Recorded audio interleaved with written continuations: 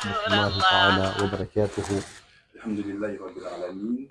Alors, nous allons toujours, comme le samedi dernier dans la même lancée, euh, traiter toujours donc du thème assez alléchant, assez profond. Il s'agit en fait de la taqdim et de la silsila.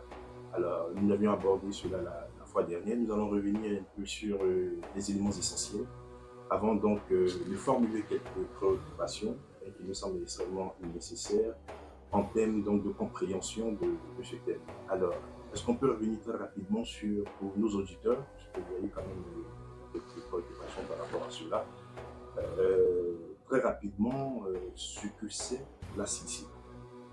Alhamdulillah Rabbil Alamin. Wassalatu wassalamu ala Sayyidina Muhammadin wa ala alihi haqqa qadrihi wa miqdarihi al-azim. ورضي الله تعالى عن أصحاب رسول الله صلى الله عليه وسلم. يا همة الشيخ احضري لنا بهذا المحضر ولتعطفي بنظرة تعطي لنا بالزفر. سبحان ربك رب العزة عما يصفون وسلام على المرسلين والحمد لله رب العالمين. Nous remercions le Tout-Puissant Allah d'avoir parachevé sa grâce sur nous en cette soirée du samedi. Et nous demandons sa clémence et nous bénissons le sceau du prophète, à savoir le prophète Mohammed sallallahu alayhi wa sallam. Alors ceci étant, j'aimerais d'abord une autre fois remercier les auditeurs qui nous écoutent en ce moment et remercier une autre fois encore la radio Al-Faïda et dire que la dernière fois nous avons parlé de la silsila qui est la chaîne de transmission. Oui, effectivement. Dans la chaîne de transmission, et nous avons parlé aussi de l'ijaza, qui est l'autorisation de transmettre le wird à partir d'un chèque vers un autre chèque en devenir. D'accord. Ok. Nous avons dit que la silsila, c'est une chaîne de transmission dont le disciple qui a reçu la tariqa tijaniya tient un bout et l'autre bout est dans les mains du prophète Mohammed sallallahu alayhi wa sallam à travers une chaîne de personnes. Alhamdulillah Rabbil Alamin. La silsila qui est à Sanadu ou bien que Al-Isnad avait toujours existé depuis l'aube de l'islam. On l'a trouvé surtout dans la science même des hadiths. Et dans la science des hadiths, vous allez voir qu'on a pratique de science ilmu riwaya, ilmu diraya et ilmu tazkiya. Dans toutes ces trois dimensions et formes de savoir, la chaîne de transmission a toujours existé.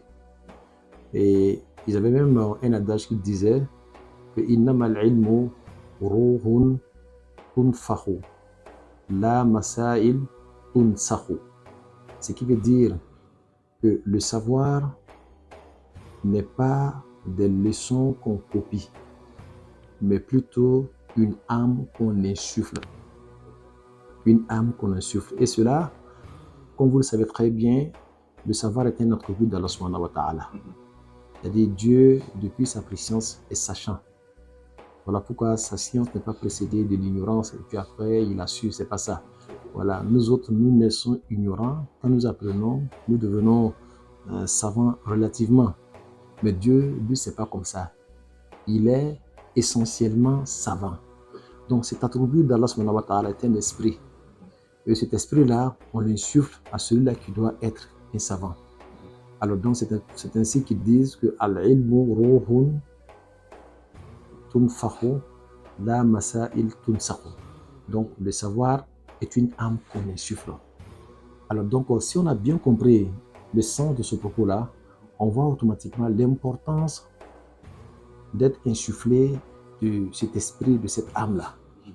Et très souvent dans ilmu riwaya, qui est la science même de la mémorisation, c'est la première étape qu'on pourrait comparer à l'information. Donc on a des informations sur un savoir. Donc on peut mémoriser les règles de ces informations-là. Mais nous ne pouvons pas dire que nous sommes sachants parce que seulement nous avons que des informations. Et là-bas, très souvent, la chaîne de transmission est tolérée. Mais quand on arrive à ilmu diraya, où ce que nous avons mémorisé, nous avons maintenant l'obligation de le comprendre dans sa profondeur. Et là-bas, tous les ulama, que ce soit les ulama ou des hadiths, ou les ulama du Coran, parce que les types de lecture du Coran aussi étaient faits de chaînes de transmission. Ok, ouais, Voilà, on ne se effectivement. lève pas comme ça pour lire le Coran comme on veut. On lit le Coran à partir d'un carré. Il y a Nafé, hein, tout cela, il y a Imam Rouassi, Ouachia. Warsh, il y a tout cela. Alors donc, tout cela, ce sont des formes de lecture. Alors donc, il fallait avoir une chaîne de transmission qui te ramène à toutes ces personnes-là. Parce que si quelqu'un vient te dire tout à l'heure là, que ce que je tiens là est un savoir, et surtout quand on parle de savoir religieux, tout provient d'Allah subhanahu wa ta'ala. On doit être capable de lui dire d'où est-ce que tu tiens ça. Est-ce que la chaîne remonte jusqu'à Dieu, passant par le prophète Mohammed quand nous sommes des musulmans? C'est à partir de ça qu'on peut avoir confiance en toi. Mais si c'est juste une imagination, une illusion que tu as, nous savons que quel que soit l'apprentissage que nous aurions fait vis-à-vis de ce que toi tu appelles science, ça ne va pas donner naissance à un poussin. Alors donc pour cela, ils exigeaient d'abord de connaître ta chaîne de transmission, ton sanad ou isnad. Et ça devient très important quand on atteint la troisième dimension. J'ai dit l'information. La formation va nous permettre de comprendre ce que nous avons appris, ce que nous avons mémorisé. Maintenant, l'autre, ce sera l'application. Là, on va parler de ilm tazkiya. Alors, ilm tazkiya, pour nous, qui est le soufisme, qui est la science même de la purification, en ce moment-là, c'est exiger d'avoir une chaîne de transmission. Parce que là, nous sommes à peu près près du but. C'est tout ce que nous avons appris, tout ce que nous avons mémorisé, que nous voulons maintenant réaliser. Et si il y a une faille quelque part, que ce que nous avons mémorisé, ce que nous avons appris n'est pas de Dieu, c'est que nous avons fait de fatigue inutile. Alors donc, là-bas, ils exigent de savoir d'où est-ce que vous tenez votre science. Est-ce que la chaîne que vous tenez là peut nous ramener ou peut nous faire monter jusqu'au prophète Mohammed sallallahu alayhi wa sallam pour atteindre Allah subhanahu wa ta'ala. Et c'est en ce moment-là que cet esprit qu'on insuffle là, on peut profiter de cet esprit ou bien profiter de cette âme-là. Alors donc voilà en quelques mots ce que nous voulons dire quand nous parlons de la sanat ou de la silsila. Et dans la tariqa Tijaniya, ce sont des personnes qui ont reçu, des personnes qui ont pris jusqu'à atteindre Cheikh Ahmad Tijani, jusqu'à atteindre le prophète Mohammed sallallahu alayhi wa sallam, et celui qui a atteint le prophète Mohammed aura atteint le Tout-Puissant Allah.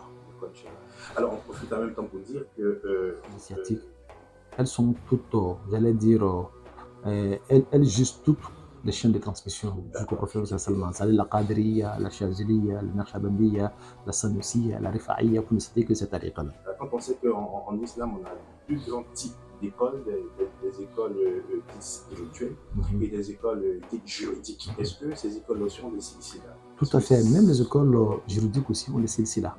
Parce que l'amélioration du Coran fait partie des écoles juridiques. Il y a un penchant juridique. Mais pour mémoriser le Coran, il faut avoir un sanad. Et la science du hadith aussi fait partie des écoles juridiques.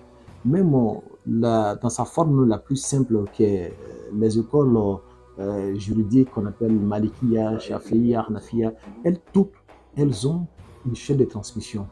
Alors vous allez voir, celui-là dira que je tiens de celui-ci qui était le représentant de Malik dans tel pays, qu'il a reçu d'un autre qui était jusqu'à ce qu'on atteigne l'imam Malik. Et tout ça avait existé avant. Et c'est pour cela que ces personnes ont été très, très utiles à leur communauté, parce qu'on savait d'où provenait leur science et leur savoir. Et donc, quand on décide donc de faire un traité, quand on décide, par exemple, dans le cadre de la charia, d'appliquer une recommandation, c'est toujours lié à une école juridique, en fait. Tout à fait. Sauf que de plus en plus, on ne voit pas ça trop. Mais en réalité, en Afrique, ici, pour ceux de la tariqa Tijaniya se revendiquent dans l'imam Malik. Les gens ont été vraiment paresseux. Il y a eu un moment où les gens ont été vraiment paresseux. Ils ont trouvé que ce n'est pas important de se focaliser sur les chaînes de transmission. Ils sont allés véritablement vers le propos et ils ont laissé les chaînes de transmission. Mais aujourd'hui, ça nous rattrape. Parce que grâce aux chaînes, on pouvait voir des personnes dignes d'être suivies. Parce que ces personnes aussi auront retenu ces sciences, des personnes dignes d'être suivies.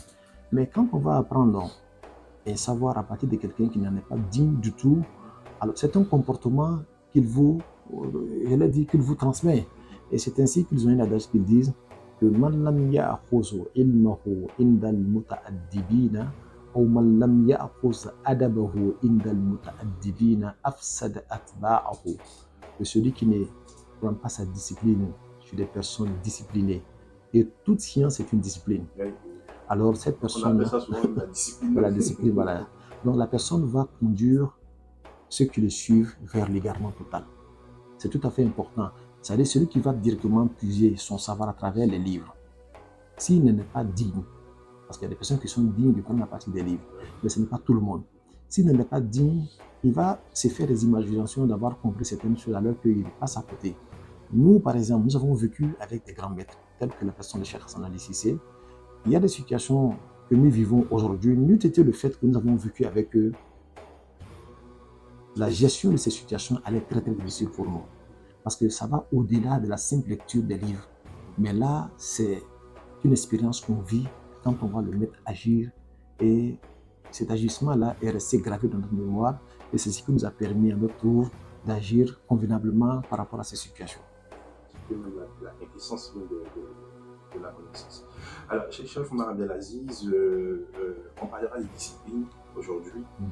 Cette fois-ci, sur la question donc, de la taqdim. On va formuler quelques questions et puis on va attendre bien évidemment des réponses par rapport à ces préoccupations-là. Alors, si on peut revenir une fois de plus encore sur maintenant la taqdim. Alors voilà. Donc, là seulement, j'avais dit la dernière fois que la taqdim, c'est juste donner l'autorisation à un disciple de la tariqa tijaniya, parce qu'il s'agit de la tariqa tijaniya, de transmettre à son tour la tariqa tijaniya à d'autres personnes, à d'autres aspirants.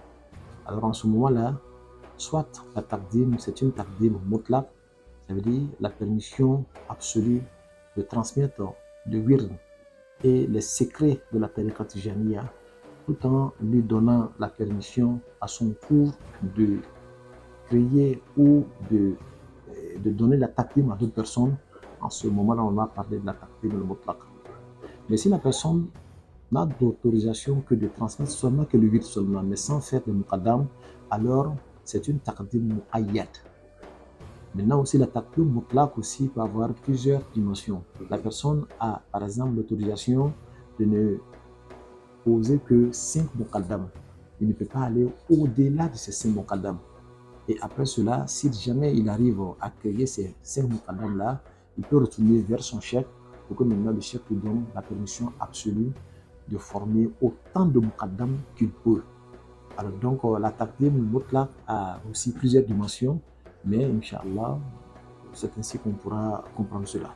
D'accord, donc on reste sur la question même de la discipline. Est-ce qu'un cheikh, on va le dire comme ça, peut retirer la taqdim à un muqaddam après qu'il ait constaté que peut-être il n'est pas digne? C'est possible ça? Alhamdulillah Rabbil Alamin. En réalité, le maître, quand il remet même le wird de la tariqa tijaniya, le disciple automatiquement devient disciple de Cheikh Ahmed Tijani. Voilà pourquoi moi, Chérif Oumar Abdelaziz, si je donne le wird de la tariqa tijaniya à quelqu'un, la personne ne devient pas chérifien. On va l'appeler tijanite.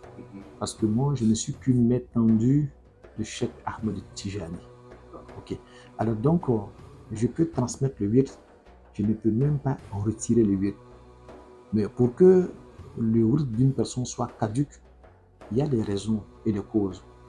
Parmi ces causes, si jamais la personne... Bon, là, je voulais qu'on soit un peu plus précis avant, sur la taqdim, avant le wird même. Okay. Est-ce que, voilà, on peut retirer la taqdim? Maintenant, la taqdim aussi, on va dire que c'est toujours cette main tendue de Cheikh Ahmed Tijani. Okay. Alors, donc, si on donne la taqdim à une personne qui en est digne, et que souvent, par le problème des personnes, on veut retirer la taqdim de cette personne-là, alors je vais te dire que ce n'est pas du tout possible, parce que la personne devient le muqaddam de Cheikh Ahmed Tijani, toujours. Okay. Alors, même pour la taqdim, on peut retirer la taqdim à une condition. Quand on se rend compte que la personne utilise la taqdim pour escroquer des êtres humains. Donc, on voit que cette personne-là, finalement, on s'est trompé quand on lui a donné la taqdim, parce que ça peut arriver aussi. Alors, donc, nous sommes des êtres humains. Voilà, en ce moment-là, le chef peut annuler sa taqdim. C'est comme quand tu nommes quelqu'un imam dans une mosquée et puis tu vois que la personne n'est pas digne d'être un imam et dans sa position d'imama, il fait tout ce qui est contraire à l'enseignement du prophète Mohammed sallallahu alayhi wa sallam. Alors donc, j'allais dire, par exemple, le COSIM ici, qui nous gère nous tous, peut le destituer de sa fonction. Voilà, ça c'est juste une mesure pour pouvoir régler et nettoyer les saletés de la maison. Mais sinon, dans sa pratique réelle, on ne retire pas du taqdim, sauf si ces conditions pareilles arrivent. Si la personne déraille, la personne devient un bandit de grand chemin, la personne n'est plus digne de Cheikh Ahmed Tidjani, alors donc le khalife qui lui a donné la taqdim peut annoncer que moi, je lui ai retiré la taqdim. Est-ce que de facto, il perd sa qualité de disciple de Cheikh Ahmed Tidjani? Non, il reste toujours disciple de Cheikh Ahmed Tidjani, Voilà, mais c'est la taqdim qu'il aura perdue. Déjà la notion du genre n'existe pas en spiritualité. Toutes les dimensions spirituelles clairement annoncées par Allah dans le Coran, quand tu regardes Inna al-Muslimina wal-Muslimat wal-Mu'jika wal-Zakirina Allah kathiran wal-Zakirat a'adda Allah lahum maghfiratan wa ajran azima, vous allez voir que toutes les dimensions spirituelles citées pour les hommes sont les mêmes que citées vis-à-vis des femmes. Alors donc, en cela, la notion du genre n'intervient pas. Il suffit seulement d'être dans les dispositions spirituelles pour pouvoir pénétrer ces grandes valeurs spirituelles. Alors donc pour cela, dans la tariqa de Cheikh Ahmed Tidjani, une femme peut être muqaddam quand elle en est digne. Mais quand elle est muqaddam, elle va respecter les règles de la charia. Parce que les tariqas sont considérées comme les sœurs des religions. Puisqu'elles font partie des religions. Donc aucune tariqa ne viendra mettre à mal une condition clairement établie par la charia. Alors donc, si la charia interdit qu'un homme touche la main d'une femme, alors que dans la transmission du wird de la tariqa tijaniya, l'homme muqaddam donne la tariqa tijaniya au disciple ou à l'aspirant, et souvent il lui serre la main. Pour la femme, ça ne sera pas la même chose. Elle serrer la main, si c'est une obligation. C'est pas une obligation, voilà. Mais si jamais la femme veut le faire en transmettant le wird, elle ne pourra pas le faire. Et en ce moment-là aussi, elle ne va pas se mettre en face de lui pour lui donner la tariqa. Et donc, elle peut donner tous les enseignements. Elle peut même diriger une wazifa à condition qu'il n'y a point d'homme. Mais s'il y a un seul homme, même si c'est un disciple qui peut diriger, elle peut rester du côté des femmes et elle lui laisse diriger. Et ça, c'est ainsi que même l'imama se fait. Voilà pourquoi en islam, vous allez voir, jusqu'à présent, la question de l'imama de la femme cause beaucoup de problèmes. Voilà, alors donc quand il y a un seul homme, on préférerait que cet homme-là soit celui qui dirige la prière. Et c'est la même chose pour la wazifa. Quand il y a un seul disciple digne, lui peut se mettre devant pour diriger la wazifa. Elle peut rester de là où les femmes sont, Inch'Allah. Elle va intervenir dans d'autres conditions. Elle peut donner des enseignements aussi, comme un homme donne des enseignements à des femmes. Et tout cela lui est permis de faire. Et peut-être une grande arifa billah. Si on a une assemblée de femmes, il n'y a pas de souci. Dans une assemblée de femmes, il n'y a aucun souci. Mais dans une assemblée mixte où il y a des hommes et des femmes, on préférerait toujours que ce soit un homme qui dirige la wazifa. Alors, l'autre préoccupation, c'est de savoir, est-ce que il est obligatoire d'avoir un muqaddam dans une assemblée de wazifa? Est-ce qu'on peut faire la wazifa sans un muqaddam? Alors donc, il faut faire la différence entre une zawiya et une wazifa.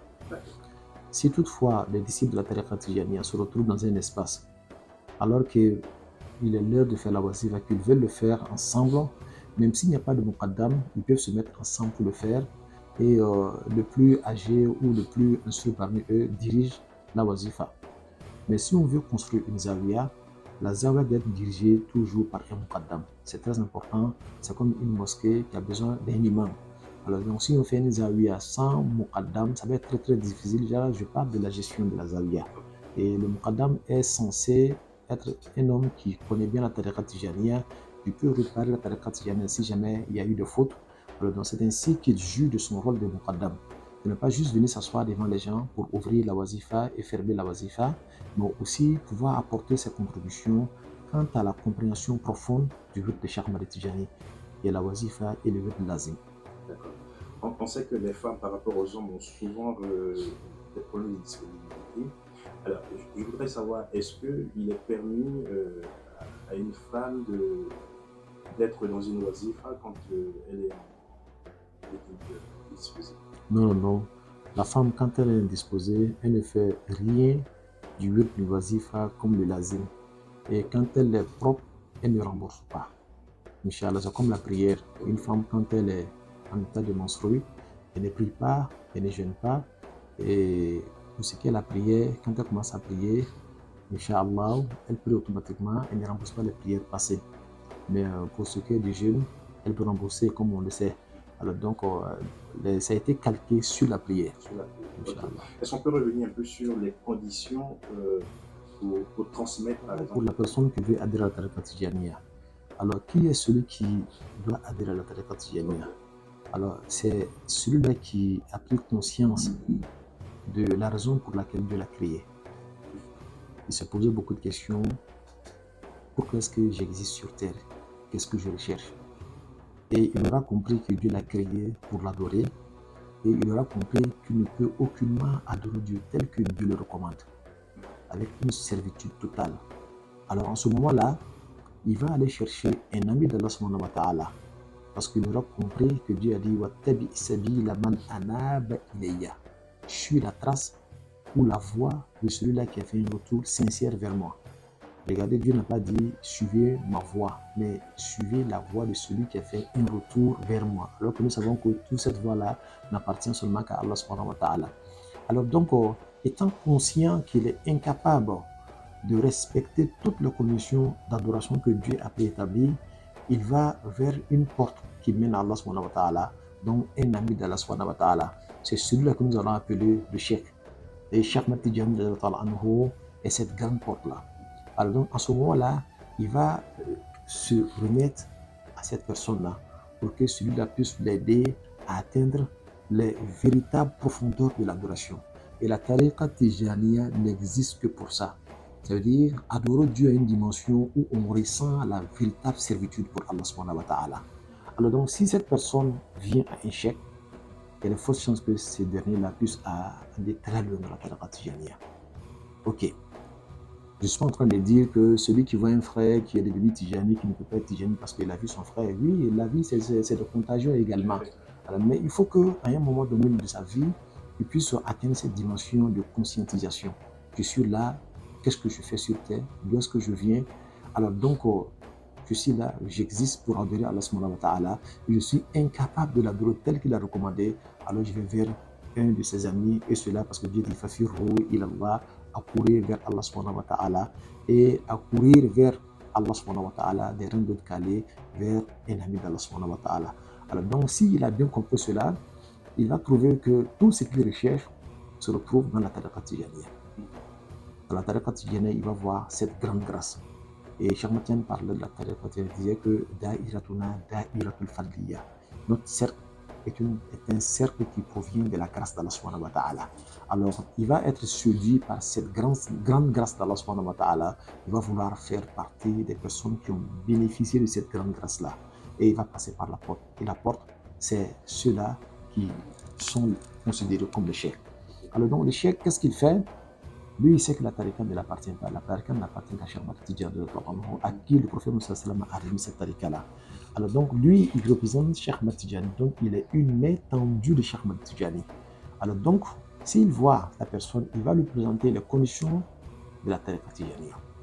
Et si le dernier a accepté les conditions de la tariqa Tijaniya, alors en ce moment-là, il s'anéantit dans la personne de Cheikh Ahmad Tijani en lisant quelques salats et il va faire d'elle une hadiya à Cheikh Ahmad Tijani. Et il va donner la tariqa Tijaniya, n'est-ce pas, aux disciples, étant anéanti dans la personne de Cheikh Ahmad Tijani, pour que le disciple s'élève étant devenu disciple de Cheikh Ahmad Tijani. Et non de celui qui a transmis le wird.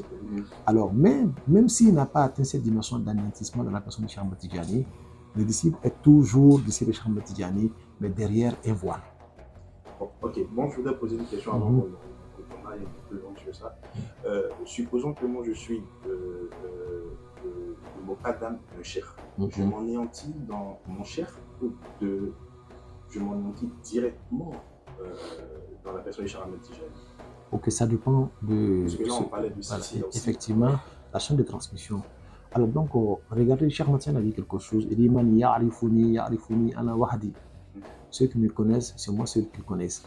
En d'autres termes, c'est moi ceux qu'ils voient à travers le muqaddam, c'est moi ceux qu'ils voient à travers le cheikh. Mais s'il est anéanti dans la personne de son cheikh, c'est comme s'il était toujours anéanti dans la personne de Cheikh Ahmed Tijani, parce qu'en réalité, le cheikh n'est rien d'autre que le reflet de Cheikh Ahmed Tijani. Alors donc, en ce moment-là, il va transmettre le wird au disciple, et le disciple devient sur le champ disciple de Cheikh Ahmed Tijani, radiallahu ta'ala anhu. Alors donc, ça c'est une première étape. Maintenant, il a la lourde charge de veiller sur l'évolution spirituelle de ces derniers. D'accord, mais pratiquement, c'est-à-dire le Mokaddam se doit de rappeler la chaîne de transmission à ce dernier. Il est important de le faire. Okay. Et même s'il ne le fait pas, il doit pouvoir quand même l'écrire pour lui donner. Okay. Parce qu'il est important pour le disciple de savoir et connaître sa chaîne de transmission. Et c'est ça qui va le fortifier davantage. Qu'il sache que c'est une âme qu'on lui a insufflée. Ce n'est pas seulement un bout de papier qu'on lui a donné. Donc, tous ces grands chefs dont on va citer leur nom, leur esprit automatiquement va agir dans le cœur du disciple. Leur énergie spirituelle également va travailler dans son cœur. Et c'est tout ça là, les uns et les autres mis ensemble, qui vont permettre aux disciples d'atteindre un niveau de spiritualité très élevé et dans un bref délai. Alhamdulillah. Amis auditeurs, merci M. Hamza Amadou. Alors je vais dire ceci. D'abord, la tarbiya, qu'est-ce que c'est? La tarbiya est une éducation spéciale qui a existé dans toutes les écoles spirituelles. Okay. Parce que c'est cette éducation qui permet aux disciples d'être ouverts aux réalités divines. Les écoles n'ont pas la même dimension, n'ont pas la même célérité pour faire atteindre ces dimensions et ces valeurs par un disciple. Il y en a qui ont des moyens qui sont plus souvent très très difficiles. Il y en a qui ont des moyens très simples et faciles, tels que la tariqa tijaniya. Dans la tariqa tijaniya, atteindre les réalités peut être très très facile. Et cela par cette grande baraka que Dieu a donnée à Cheikh Ahmed Tijani. Et en réalité, la tariqa tijaniya et les autres écoles spirituelles n'existent que pour ça. Et quand on se réfère au dire de Sahib al-Munya qui dit Tadoum wa tabqa ma'adourin kathiratin wa fi akhir az-zamani ta'ti bi faydatin fayadkhulha al-wara afawij raghbatan bima shahadouhu min lawaqih wusla تعود إليه فيه كل الوسائل كما ملل غدت إلى الحنفية. Il dit que cette tariqa-là va demeurer jusqu'à la fin des temps. Pendant que d'autres tariqas seront interrompus parce que incapables d'aider les disciples à comprendre les réalités. Donc, on va voir que la tarbiya en ruqiyya n'existe plus, il va être seulement que des pratiques du zikr. La personne verra des très bons songes, se verra voler dans les cieux. C'est pas ça le but de la tariqa tijaniya. La tariqa tijaniya, c'est pour sentir cette proximité extraordinaire d'Allah subhanahu wa ta'ala. Alors donc, la tariqa, à aucun moment, cette valeur spirituelle va être retirée de la tariqa tijaniya. Elle dit, à la fin des temps, partir du faïda. La faïda viendra dans la tariqa tijaniya, que la faïda n'est rien d'autre que l'élargissement de cet enseignement-là. Alors donc, ça veut dire qu'elle existe dans la tariqa tijaniya. Alors donc, la faïda qui est l'élargissement de la tarbiya, Cheikh Ibrahim Niass a mis un accent particulier sur cela. Parce qu'il aura compris que la tariqa tijaniya sans la tarbiya n'a pas de grande importance. Le disciple de la tariqa tijaniya qui n'a pas été éduqué spirituellement pour être dévoilé aux réalités n'aura pas compris grand chose. Il demeure disciple de Cheikh Ahmed Tijani parce qu'il est même Cheikh Ahmed Tijani, mais il n'a pas encore atteint le but même clairement établi par Cheikh Ahmed Tijani dans la tariqa tijaniya. Alors donc celui-là qui a eu la chance de faire la tarbiya, la personne doit pouvoir dire merci à Allah subhanahu wa ta'ala. Parce que le simple fait même d'être disciple de Cheikh Ahmed Tijani, la personne doit passer toute sa vie à l'alliance le Tout-Puissant Allah. La personne ne peut pas être conscient de la grandeur de la grâce d'Allah que Dieu lui a donnée. Je pense que c'est le jour de la résurrection qu'il verra ce que Dieu lui avait réservé comme grâce. Alors donc, mais si dans la tariqa tijaniya il y a encore Dieu le permet d'être dévoilé par la tarbiya, alors là, lui, doublement, il doit remercier le Tout-Puissant Allah. Mais est-ce que cette personne peut, parce qu'elle a fait la tarbiya, parler des mystères de la tarbiya à tout le monde? Jamais c'est interdit. Parce que les sages disent que Kashfu al-Asrar al-Rabbaniya ashad indallahi min al-haram. Dévoiler les réalités divines aux personnes qui sont très éloignées, qui ne connaissent rien, qui sont voilées, est plus grave que commettre un haram. Il y en a même qui disent que c'est plus grave même que de tuer un prophète. Alors donc, le disciple qui a fait la tarbiya, qui a été dévoilé aux réalités, il doit pouvoir fermer sa bouche. Et c'est ainsi que Bible disait وَيُعْجِبُنِي الصَّمْتُ الطَّوِيلُ فَإِنَّهُ دَلِيلٌ عَلَى الْإِرْفَانِ وَالْحَالُ مُخْبِرٌ. Il dit que je suis fasciné par le grand silence des connaissances d'Allah subhanahu wa ta'ala, car ceci est un signe pour dire que ceux-là sont des véritables connaissants d'Allah subhanahu wa ta'ala. Mais aujourd'hui, on voit des enfants qui n'ont rien compris de la tarbiya, trop pressés de se faire voir, ils disent n'importe quoi et à n'importe qui. Alors donc le disciple de la tarbiya doit pouvoir s'éloigner de ça, et si Dieu lui a permis de découvrir les réalités, ils doivent le garder tout au fond de son cœur. Il ne parle de ça qu'à quelqu'un qui connaît Allah subhanahu wa ta'ala. Voilà, ça ne doit pas être de causerie des grandes places.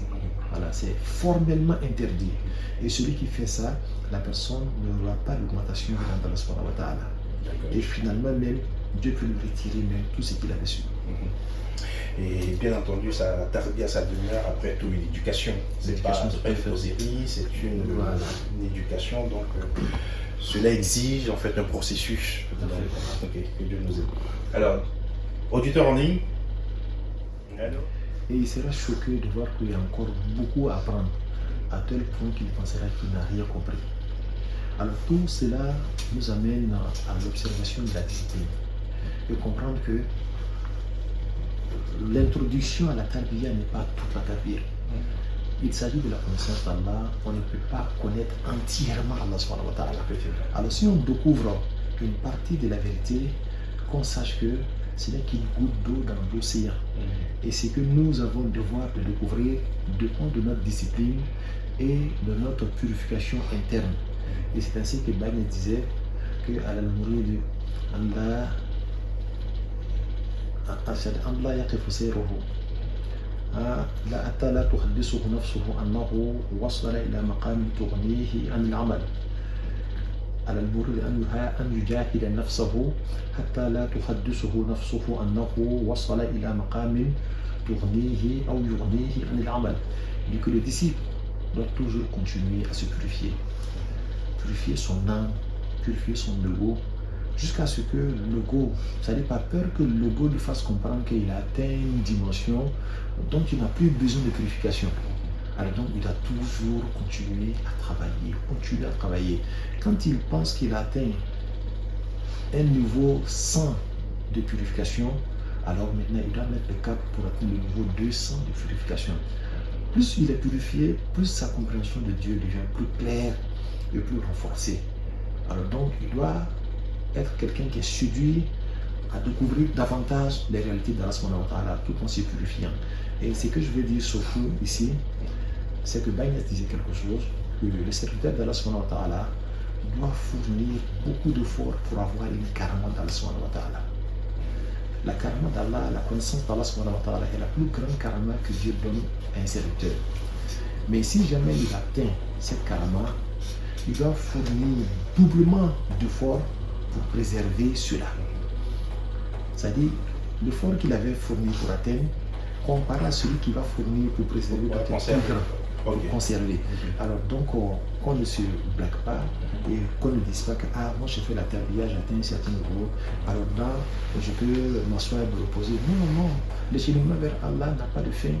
Et quand on rentre dans une affaire qui n'a pas de fin, on n'a pas à se fatiguer. D'accord, en tout cas, ok. Alors, je vais déjà prendre, on a une question en off, je vais déjà prendre par la dernière, une question donc, pendant la wazifa, on voudrait savoir est-ce qu'il est permis aux femmes, ou bien à la hadrat ou Juma, aux femmes de lever la voix. En réalité, il est recommandé aux femmes de faire les 3 passes. Mais ce qu'il faut savoir, c'est qu'il y a des états spirituels. Quand ça pénètre des personnes, on ne reconnaît plus ces personnes-là. Alors donc, elles sont excusables quand cela les arrive. Mais quand elles sont jouissant de toutes leurs facultés, alors en ce moment, on va leur demander de maintenir la voix basse. Et c'est ce qui est recommandé dans les espaces de Wazifa. Y compris la hadra. Y compris la hadra, là où tous les îles sont fait voir, les femmes doivent baisser la voix. Ok, d'accord. L'autre question, c'est lié à l'esprit, un état d'esprit, à certains, ça peut être disciples, certains mokadam qui, ayant pris la tactime d'un chèque, mon esprit ne se reconnaît pas trop de lui en fait. L'impression qu'il y a un blocage. Est-ce que, en fait, qu'est-ce qu'on peut dire par rapport à cela? Est-ce qu'il est autorisé d'aller ailleurs, ou bien par moment ceux-là qui pensent que c'est collecter plusieurs taqdim, peut-être qui donnent une certaine élévation? Alors, on voudrait avoir des éclaircissements par rapport à cela, à ces agissements-là, Inch'Allah. Alors, voilà ce que je vais dire. La tariqa Tidjani n'appartient qu'à Cheikh Ahmed Tidjani. L'énergie spirituelle pour aider le disciple a été voilée aussi, ne provient que de Cheikh Ahmed Tidjani. Les muqaddam sont les maîtres tendus de Cheikh Ahmed Tidjani, donc les représentants de Cheikh Ahmed Tidjani. Quand on va voir un muqaddam pour s'affilier à ce dernier-là, on doit avoir des quêtes chez ce dernier, un objectif à atteindre. Et l'objectif, c'est de découvrir la face d'Allah subhanahu wa ta'ala. Si nous sommes dans les mains de cette dernière personne et que nous sommes là avec elle et que nous n'avons pas pu atteindre la découverte d'Allah subhanahu wa ta'ala, nous avons le devoir d'aller voir ailleurs. Parce que les muqaddam n'ont pas les mêmes types d'anéantissement dans la personne de Cheikh Ahmed Tidjani. Le muqaddam est utile en fonction du degré de son anéantissement dans la personne de Cheikh Ahmed Tidjani. Et le muqaddam qui est anéanti en Cheikh Ahmed Tidjani à 10 degrés n'est utile que de 10 degrés. Celui qui est anéanti en lui à 100 degrés, alors son utilité aussi atteint les 100 degrés. Alors qu'est-ce que je suis en train de dire? Puisque le but de la tariqa Tidjaniya, c'est amener les gens à connaître leur Seigneur, si jamais on va vers un muqaddam de Cheikh Ahmed Tidjani, à qui Dieu a donné la baraka de vous faire parvenir à Allah subhanahu wa ta'ala, vous avez compris les premières réalités. Vous avez même compris d'autres réalités en dehors de cela. Et si malgré tout ça, votre esprit vous demande de le quitter, alors soyez bien conscient que c'est votre ego qui est en train de vous éloigner de Dieu subhanahu wa ta'ala. Il veut créer le doute en vous pour vous éloigner de votre bonheur. C'est une manière de votre ego à vous combattre. Vous devez le combattre. Je comprends, si vous êtes chez quelqu'un qui est incapable de vous faire découvrir Allah subhanahu wa ta'ala, alors que vous avez soif, tous les grands maîtres qui étaient chez les maîtres, qui étaient incapables de le faire découvrir Allah subhanahu wa ta'ala, il fut un moment où les gens sont allés vers d'autres maîtres qui sont plus investis en Allah, qui ont compris et qui ont connu Allah, le faire parvenir à Allah subhanahu wa ta'ala. Mais si jamais on a la chance de trouver un maître qui a toutes ces qualités, et malgré tout ça là, notre esprit veut se pencher de lui, alors c'est notre ego qui est en train de mettre du sable dans notre nourriture. Alors il faut faire beaucoup attention, parce que beaucoup de personnes se sont retrouvées en cela chassées par la hadrat d'Allah subhanahu wa ta'ala. Ils deviennent chassés par la hadrat d'Allah subhanahu wa ta'ala. Quand Dieu veut chasser quelqu'un, il commence à voir que son maître qui est digne d'être un maître, que ce dernier-là a des défauts. Et petit à petit, sans le savoir, l'ego s'empare de lui et le loigne de ce dernier. Et très souvent, quand on a remarqué cela, on a vu que c'est dû à quelques raisons qui sont les suivantes. D'abord, Hubbur-Riasa. Les personnes là veulent la chefferie, veulent se faire voir. Parce qu'en réalité, elles ne peuvent pas aller quelque part pour connaître mieux que ce qu'elles savent. Si ce n'est pas la réalité liée à Allah qu'elles savent, c'est la réalité liée au prophète Muhammad sallallahu alayhi wa sallam, ou Cheikh Ahmed Tidjani, ou à la Khilafa. Donc elles ont compris tout ça là. Elles ne peuvent pas aller quelque part pour savoir mieux que ça, quoi. Alors donc, qu'est-ce qui reste? Je veux qu'on me voie. Je vais être moi aussi grand. Ou je vais avoir de l'argent.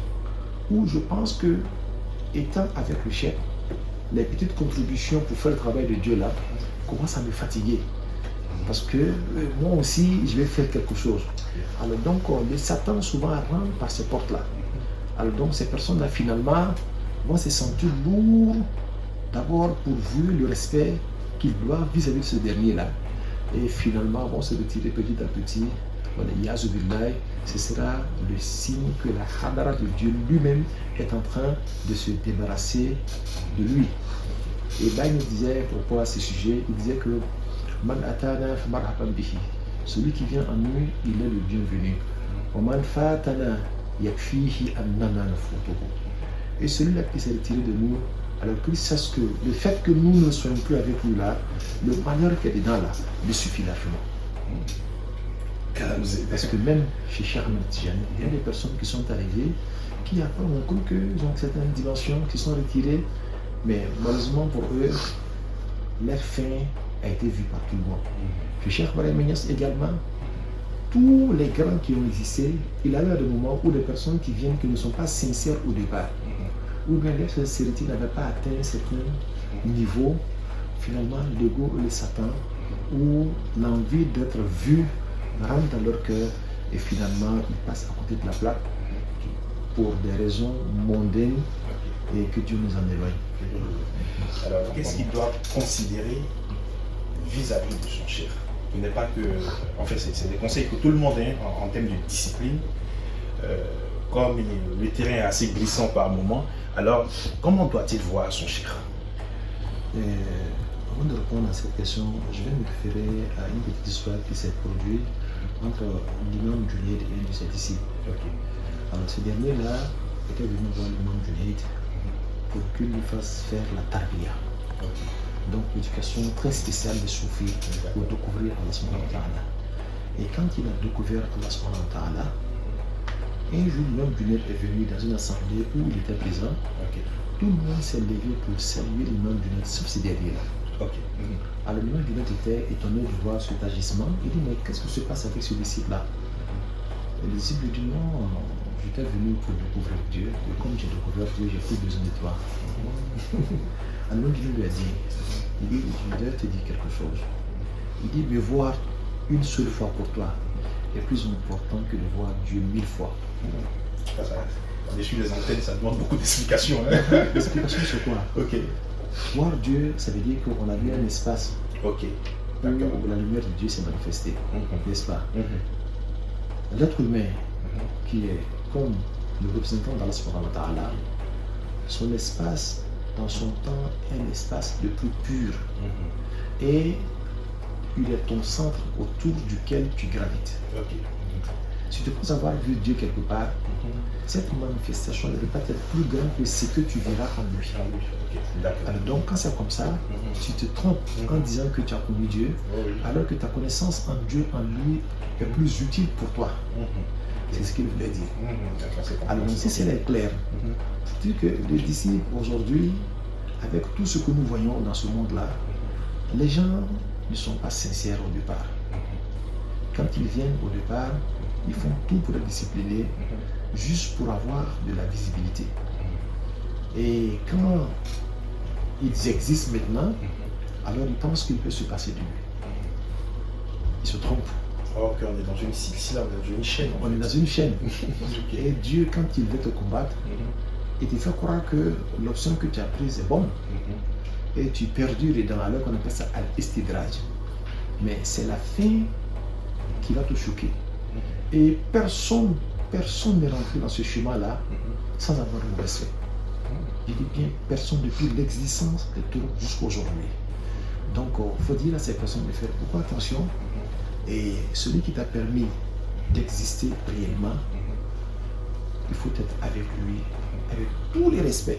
Ton père spirituel, c'est lui qui t'a permis de renaître. De renaître, parce que c'est ton père spirituel. Si tu le réunis, mais tu t'es réuni toi-même. Il disait,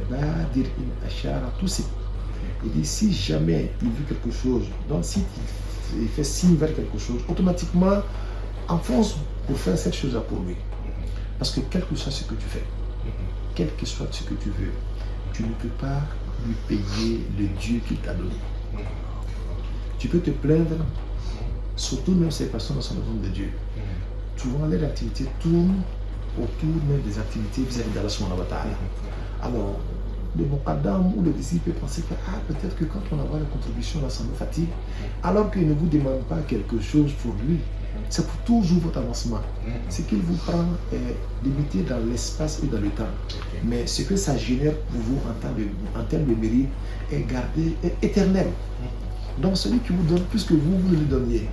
Alors, mais quand le Satan veut éloigner quelqu'un de la bonne voie, les Satan lui doit quelque chose de faux. Alors il pense que lui, s'il se détache du groupe, il va aller plus vite. Très souvent, quand on est seul, on est faible. Mais quand on va avec le groupe, on arrive à bon point. En tout cas, Inch'Allah, Cheikh Cherif Oumar Abdelaziz, on aura le temps d'aborder, puisqu'on est pratiquement à la fin, d'aborder les questions de discipline. On n'a pas fait la prière mortuaire sur toute espèce humaine pour ne voir que son chèque ne peut pas profiter de lui. C'est-à-dire si jamais il avait celui qui lui a fait découvrir les réalités et qu'il voit quelqu'un d'autre à côté de lui, il ne peut pas profiter de la baraka de son chèque. C'est très important. Je pense que ce sera le mot de fin. En tout cas, en 30 secondes, si on peut conclure cette émission que nous venons d'entamer, Inch'Allah. Nous allons remercier quand même tous ceux qui ont contribué et dire qu'aujourd'hui, les gens profitent des écoles spirituelles juste pour avoir de la visibilité. Les gens, malheureusement, ne sont pas très sincères aujourd'hui. Et le manque de sincérité, même s'il est caché au départ, s'il avait existé quelque part, à la fin, il va se faire voir. Donc faisons attention, on ne marche vers Allah que si nous sommes sincères.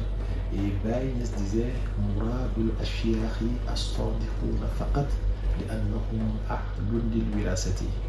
Que le type de disciple recherché par les chefs, c'est le disciple sincère et véridique. Car eux seuls peuvent hériter de ce patrimoine mohammedien. Et la Mashiacha est un héritage mohammedien qui ne s'installe que dans le cœur des disciples sincères et véridiques. Ce n'est pas à un moment donné, j'ai eu beaucoup de monde derrière moi, ça ne veut rien dire. Aujourd'hui, on est berné quand on a beaucoup de monde derrière toi, et souvent même, ça peut être même, j'allais dire, une épreuve pour toi. Le plus important, regarde-toi et demande-toi si tu es digne de ce monde-là, et si tu es capable de tuer ce monde-là. Et tu verras qu'il y a beaucoup de choses à faire, que Dieu nous donne de bonne compréhension. Inch'Allah. En tout cas, c'est pour nous l'occasion aussi de remercier Diallo Ibrahim, Hamza Amadou. Ils nous ont fait l'amitié de nous appeler. À vous aussi qui nous suivez chaque samedi.